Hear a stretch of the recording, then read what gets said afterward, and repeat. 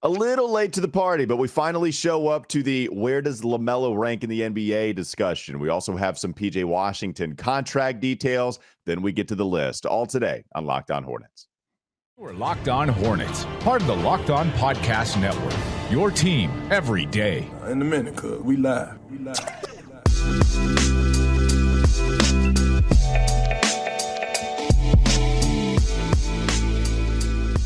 It's Locked On Hornets, part of the Locked On Podcast Network. It's your team every day. Thanks for making us your first listen. We're free and available anywhere you get your podcast, and that does include YouTube. Hopefully you were able to check out the last episode we did on YouTube. Please subscribe anywhere you get your podcast as well. Download the audio versions. It helps us out. Plus, it helps you out if you're on the go.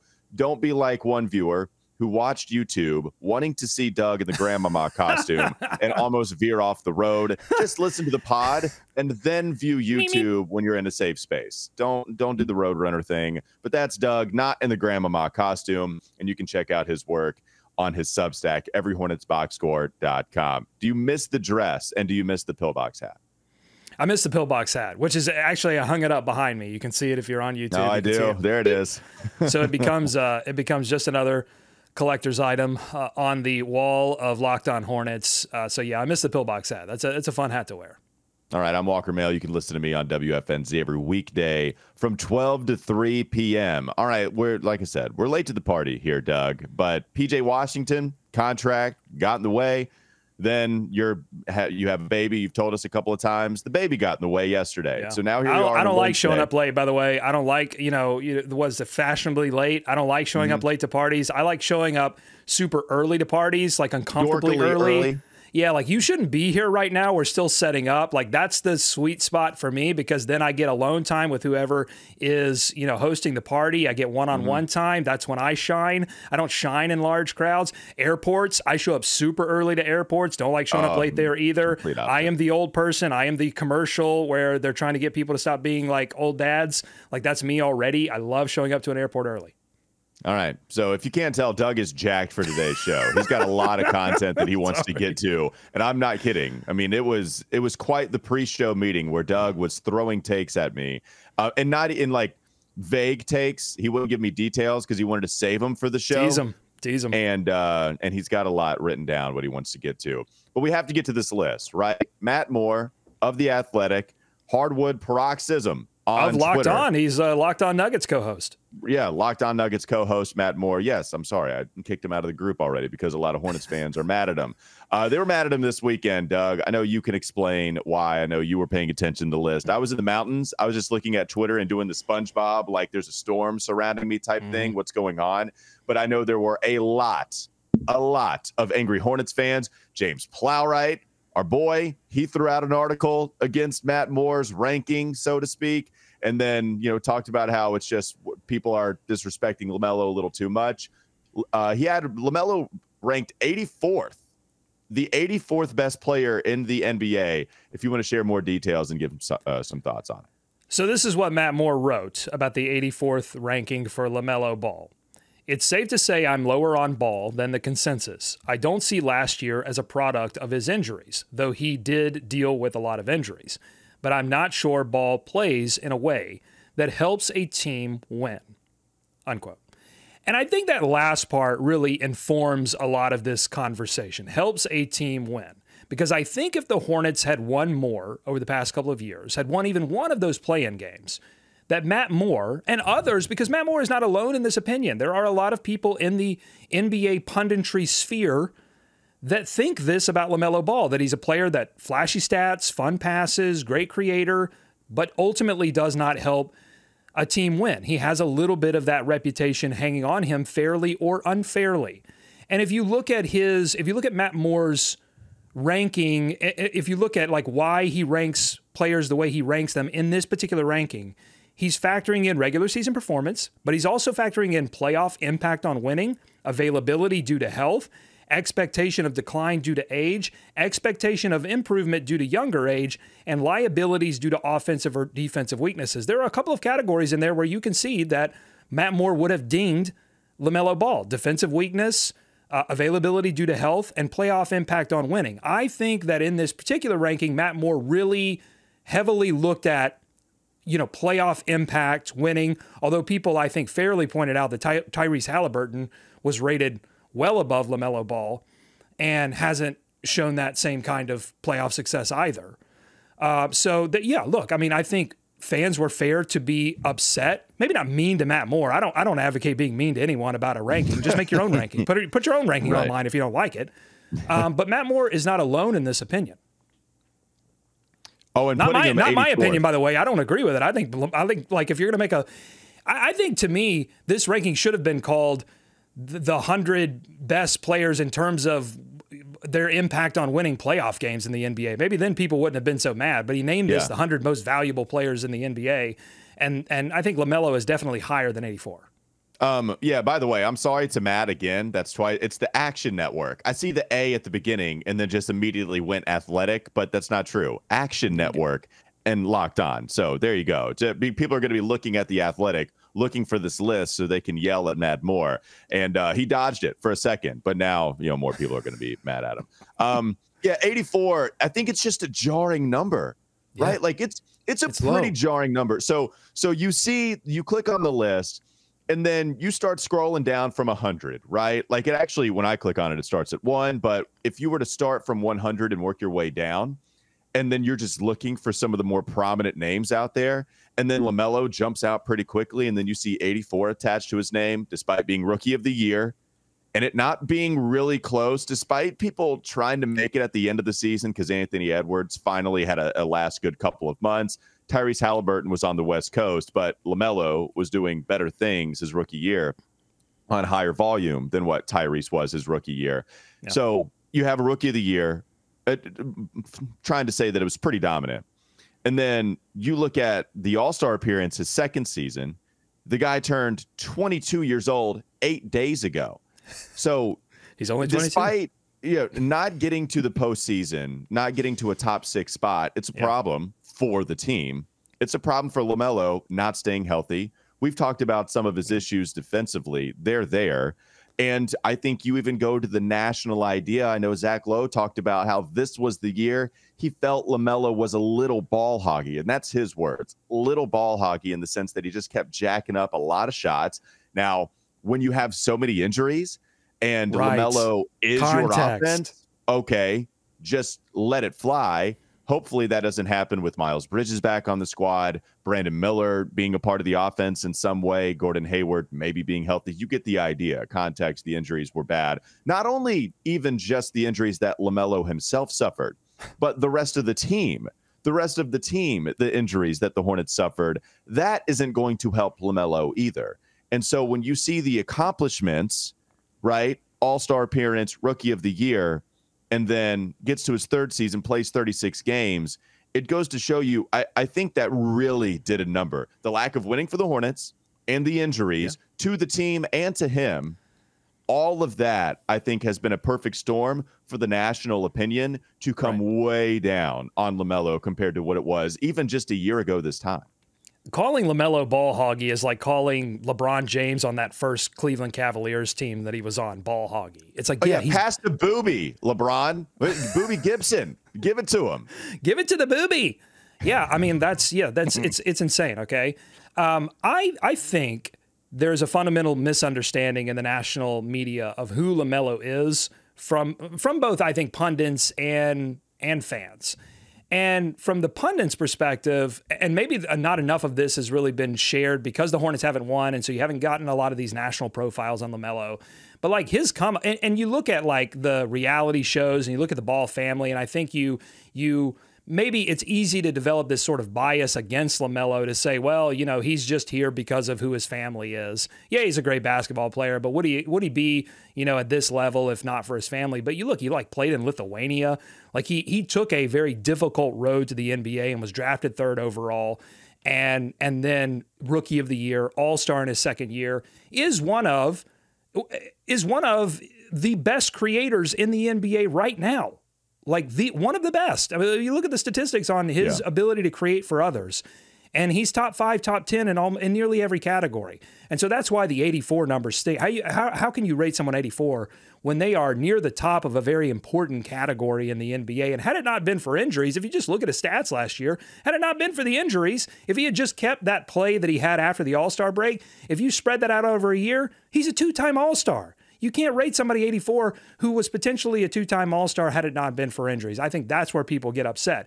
But I think fans should not be as upset with Matt Moore as they should be with Charlotte Hornets management, because I think that they should take more of the blame for why this Hornets team hasn't won more than LaMelo Ball. Their inaction to provide a team around LaMelo Ball, to provide veteran leadership around LaMelo Ball, instead of waiting until they paid him this big contract to say, okay, now you're the leader. I think they wasted too much time. And they could have given LaMelo Ball valuable playoff experience that he could have used in this launch period, and now he's got to do it all on his own. And that's on Mitch Kupchak. That's not on LaMelo Ball. Yeah, the Hornets have to win, and that's the only way that you're going to get respect, because now it's not the fun team anymore. This is what happens, right? You have the NBA League Pass title, and then you expect, once you have that title, now you expect the wins to come at least within the first 2 years after you get that title. Because LaMelo's rookie season, the Hornets were there. Then you're ready for the breakout season. LaMelo gets the All-Star appearance, and here they are even more so as the NBA League Pass team, where, yeah, they have a representative at the All-Star festivities. And now you're waiting for them to actually not get destroyed by 30 points in a play-in game, get to a playoff game, and then they don't even make it. Right? They don't even make the play in the next year. Again, injuries, context, all that. But the matter of fact is that they didn't get to a top 6 spot. So it has to happen. The people wanted the winning to come sooner than what it did, because it's not even here. Well, what it needs to do, it hasn't even happened yet. And as soon as that happens, it's going to take care of a lot of stuff. I think LaMelo is going to be a big part of that. And then we're going to get to see LaMelo get in the top, 30? Like, actually be, you go top 30 as an All-Star, right? 15 in the West, 15 in the East. It's not perfect. You get the idea. And then you probably get a consensus top 30 ranking on him if he's a big part of a playoff squad. Yeah, I guess. We'll see.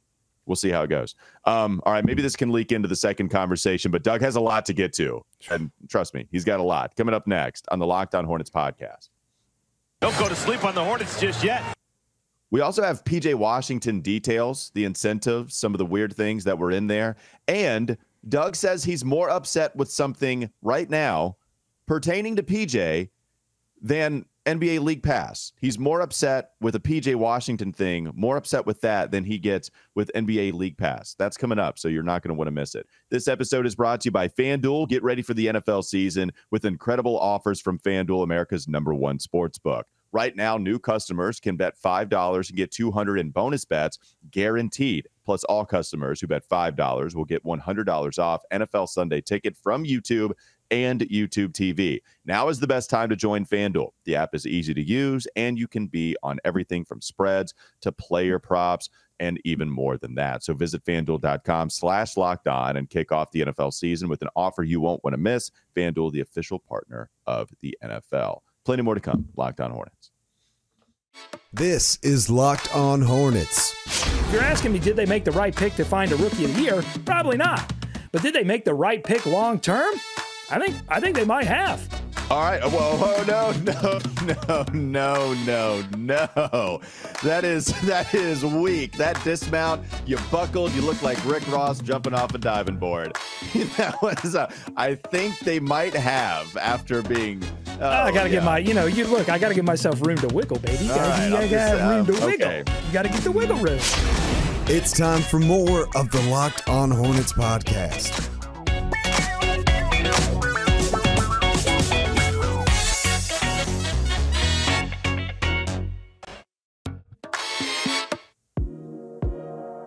I think that's foreshadowing.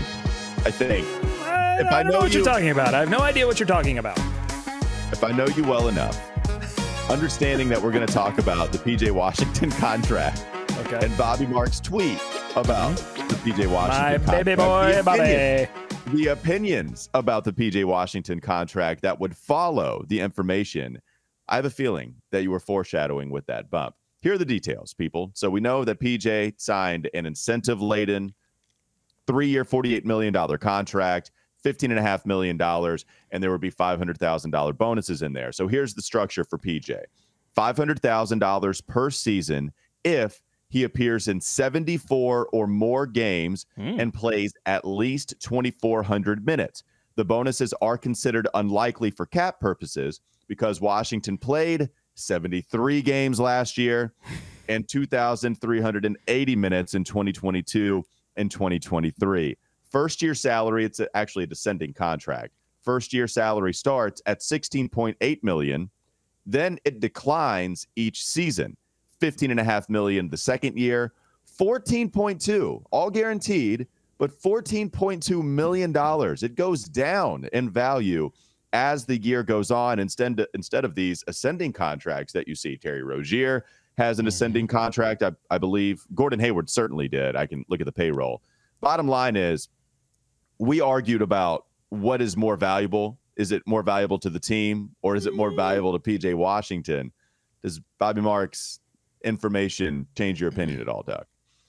Well, no, it doesn't. No, it doesn't. It doesn't change my opinion because we weren't arguing team-friendly or player-friendly contract because I knew, I mean, we knew some of the details. We didn't know these exact details, but that's not what we were arguing. What we were arguing is who is the contract more valuable to? Is it more valuable to the Charlotte Hornets or is it more valuable to PJ Washington? And I still believe because there was zero market for PJ Washington that getting 3 years of guaranteed money, even if it declines, well, heck, you get more money right up front. That's nice. You get more money immediately. And there is the possibility for a bonus. Maybe it is unlikely because I think you look at this and go, well, it's just one more game in 20 minutes. But contextually, like last season, he played those minutes because he was starting a lot and he was playing a lot of minutes because a lot of people were injured and he wasn't. And so you're one injury away, or even if you stay healthy all season, you might not even hit those numbers because you might not be starting. They have a glut with Miles Bridges and Gordon Hayward. They have a glut at that particular, how they're going to structure this roster and how they're going to structure the minutes will be very interesting. PJ could get significant minutes, but we just don't know. And so, yes, all of that, it's a team-friendly contract. I'm not debating that. I wasn't arguing that yesterday. What I was arguing is it's more valuable to PJ Washington because it's long-term money when he had zero market. Wiggle room, baby. Oh yeah, Mr. Wiggle Room Branson. Look at you dancing. Well, yes. listen. I argue what I argue. Walker, you can argue what you argue, and fans can argue what they argue. I argue what I argue, and when I argue what I argue, I'm always right. It's a beautiful relationship we have, and I only cry every 2 weeks doing this podcast. It's only every 2 weeks. That's it. So when we go to PJ Washington, the contract, look, no, but it is team friendly. Like it really is. And yeah. I know actually, as we joke about it, there is an angle. It's not the hardest of wiggle room answers you've ever given. You are right about that. You do have the guaranteed money. There wasn't another team that was going to give that much, at least that we know of. And so the Hornets didn't have to go up even close to the $20 million high asking point that PJ was going for. But it also is even better than we thought because this thing goes down. Why is that important? Tell me why that's important, because I think fans hear that. They go, okay, it goes down. What is that? What's the big deal with that? Why is that important? Well, I mean, one, it just frees up cap space as you go. That's pretty clear. But also the LaMelo Ball contract kicks in. And so when you're talking about every dollar, every penny saved, then you're discussing some of that because LaMelo is going to have a huge hit. You're also talking about a little bit more cap space because Miles Bridges isn't going to be on the books. Then when, I don't think it's not going to matter for Mark Williams' contract as much because 3-year deal, PJ is going to come off the books anyway. I guess the length matters for Mark Williams more than the actual figure matters for Mark Williams. So those are a couple of ways that it helps the team. Last thing I'll say, unlikely incentives. I think that it's oftentimes, maybe it's because players don't like the incentives. You don't see these negotiated into a ton of NBA contracts, but it's a really nice tool for teams to be able to use unlikely incentives because they don't count towards the cap, right? So when you're talking about the $500,000 that could be going to PJ every year, that will be just a little more wiggle room that the Charlotte Hornets have. And that's something that they can exploit So this Rashawn Holmes, I think, agreed to this type of contract when he agreed to an unlikely incentive deal with the Sacramento Kings during his free agency period a couple of years ago. Those are some of the reasons that it helps. And it only proves, I think it to me, yeah, I think it's great, right? PJ gets paid. It's not like such a decrease either. It gets you to 16. It gets you. I think there probably was a desire to get, if you weren't going to get to 20, there probably was talk. And then there was this magic number of 16. And so you get them to 16, but you don't quite get them to 16. Right. And I also think it makes it more tradable, right? The descending contract as it goes down is just going to make it, when you factor in also that there aren't any player or team options in this deal, it just, to me, makes this significantly more tradable as the years go down. Here's something else interesting about this whole... Oh, go ahead, Walker. Go. You got something. Well, I know it's coming, right? I just wanted to get one last point in before the frustration on something to do with PJ gets in there. What I wanted to say was there is a little bit of this that sucks for PJ, right? Because, yeah, he didn't get what he asked for. Sure, I'm not even looking at it at that surface level. But you are talking about a guy that played a lot of games last year and could have even played more, but they just were out of it. So they're not rushing to put PJ out there at the end of the season. So maybe that actually helps him. Basically, this is a PJ, if you get hurt for any significant length of time, $500,000 is staying with the team, because the dude played 73 games and 2,400 minutes. And you're right, Doug. This is a team that is getting Miles Bridges back. You hope that they don't have as many injuries this upcoming season. I still think PJ is going to play a big role. I still think he's going to be an important player. I think Steve Clifford loves PJ Washington. He's still the coach, so that's going to help him this season. But also, if he misses any games, then you're talking about him averaging 33 minutes per contest last year. It's going to go down. And even with teams using unlikely incentives that are technically true, that aren't crazy to feel like PJ can get there, it's not crazy. If PJ plays 80 games next year, just doesn't get hurt, then great, he probably reaches it. But it's pretty unlikely. Like, it is, to the definition, true and true. It's a pretty unlikely incentive for PJ. So Mitch Kupchak's role in all of this, I find extremely interesting. But Walker just bogarted all my time. And so I'm going to save, there are two other thoughts I have on Mitch Kupchak and PJ Washington and this whole deal that I find extremely interesting. But you're going to have to wait until tomorrow's show to hear what I have to say on that, because I have to get to this other thing that I'm super upset about, because the press release comes out on this. The official press release from the Charlotte Hornets comes out on this deal. And I look at it, and I look at the first couple of words on the press release, and it already makes me angry. And it's PJ with ...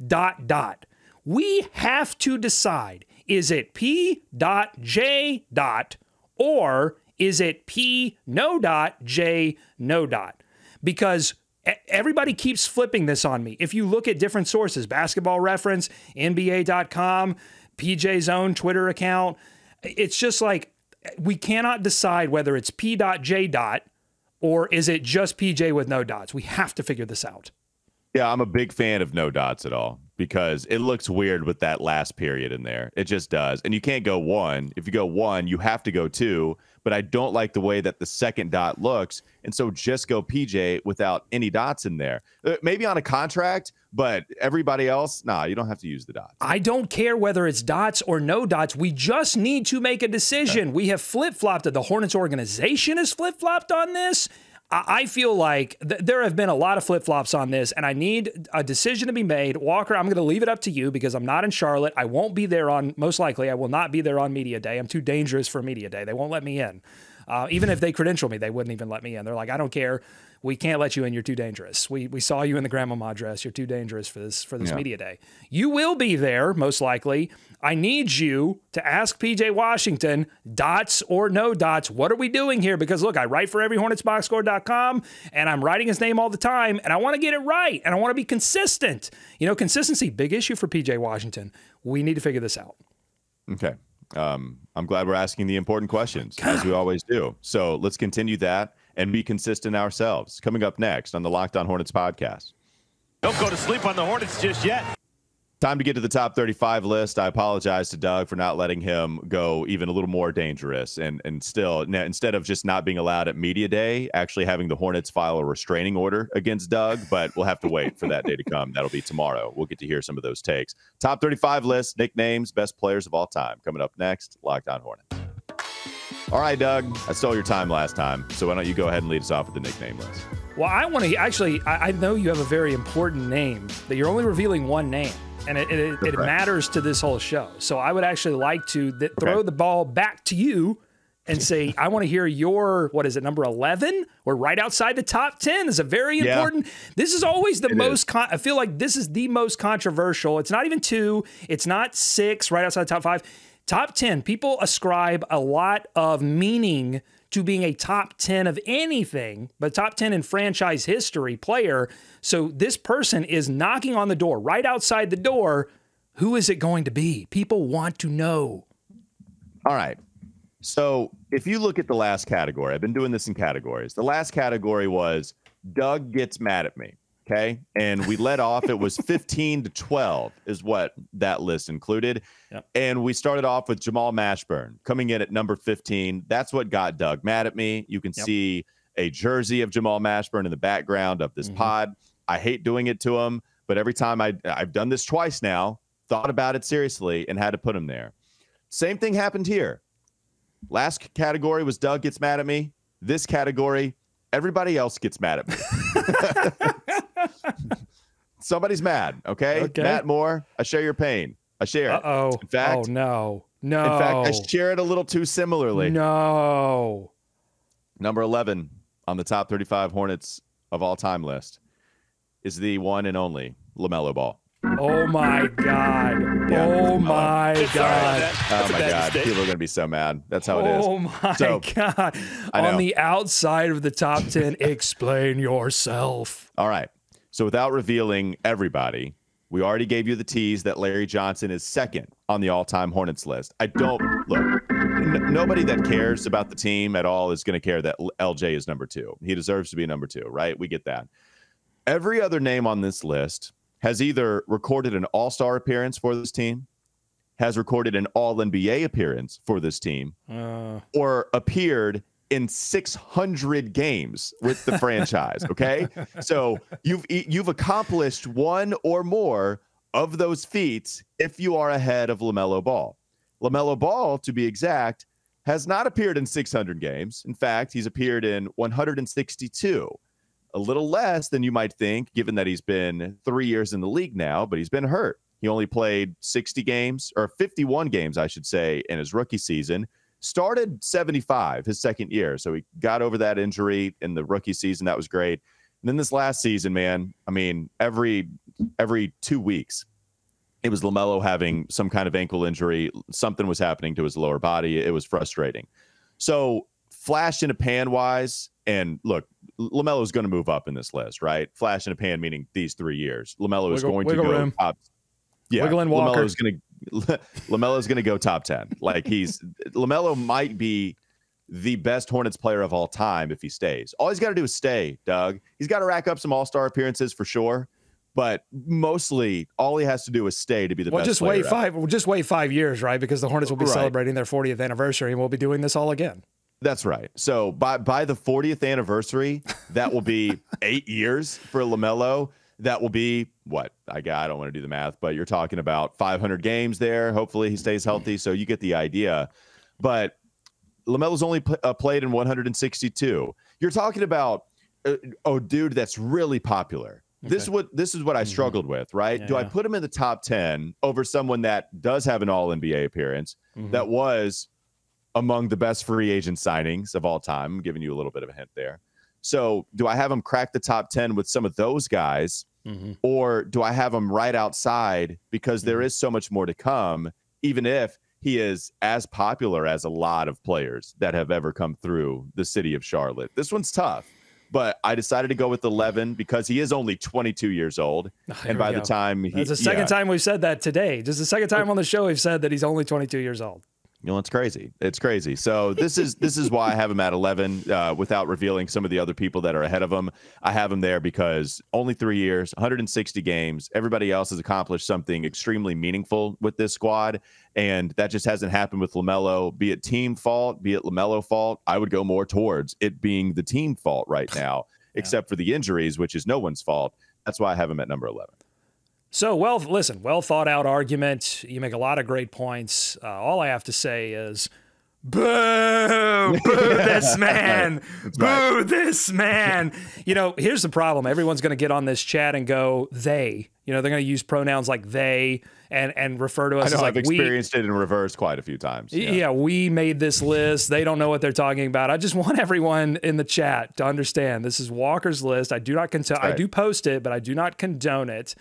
I would say in defense of LaMelo being in the top 10, he has made this particular era of Hornets basketball, which has featured a lot of disappointment. It's featured a lot of pain. It's featured a lot of inaction from the organization. He has made this era of Hornets basketball worthy of watching. He is the singular reason why you would turn your television on to watch the Charlotte Hornets. And that, I think, deserves a lot of credit. So that's all I'll say on that. It does. No. And look, he's ahead of other All-Stars, by the way, right? Like, we're talking about other All-Stars that he's passed on this list that were also real popular. Where does LaMelo rank on the popularity list, though, Doug? I mean, if we did just popularity, we're probably going top 5, right? Yeah, I mean, probably right before Byron Mullins for sure. Yeah. I mean, Byron is, maybe he's doing the 6th thing, but if you go like LJ, Muggsy, Kemba became more popular, but he wasn't immediately like LaMelo. Anyways, yeah, number 11 on the list. He'll be higher if we do the 36th anniversary next year. Okay, I've got to catch up on my nickname, my top 35 nicknames in franchise history. A little lightning round version of my list. Here we go. Picking up at number 17, it is Steven Jackson. He's got a couple of nicknames. Here's the first that shows up on this list, Captain Jack. He was the vocal captain of a playoff team and a vocal captain that the Hornets organization really hasn't had since. Like, I think he's the vocal captain that the Hornets could use on a squad at some point. Perfectly matched with Gerald Wallace, who was a leader by example. It was like a dual leadership role between those two. But Captain Jack, love that nickname. Number 16, God of Thunder, JT Thor. Wow, I did not expect Thor to be up here this high. Okay. Well, so yeah, okay. I mean, the player hasn't totally matched, the nickname yet, but I am president of the More Thor movement. Jack. Okay, it's not my list.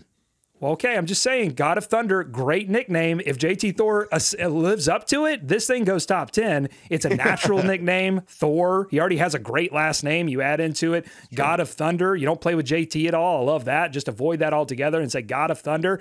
This is a nickname. There are a couple of nicknames on my list that Eric Collins, his call, raises the nickname to another level. This might not be 16 if Eric Collins didn't exist as part of the broadcast, but when he yells out God of Thunder, it's excellent. He's elevated a couple. This nickname to me is Bilal Coulibaly, and Eric Collins is Victor Wembanyama. This nickname is riding the coattails of Eric Collins and his call. So I grant you that, but I still think it's a great nickname.